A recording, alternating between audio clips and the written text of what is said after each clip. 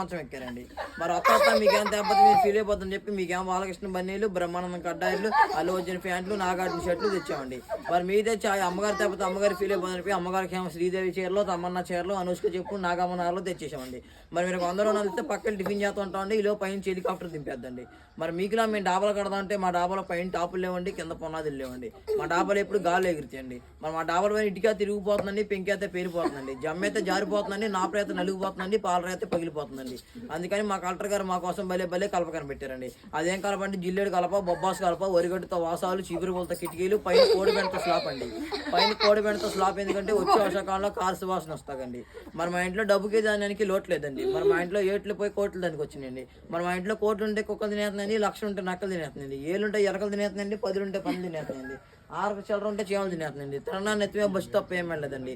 అందుకే పడిచ్చేసామండి. మరి మా ఇంట్లో కేజీ బంగారం ఉంటే కుక్క నాకు చెప్పి చెత్త కుప్పలు పడేసామండి.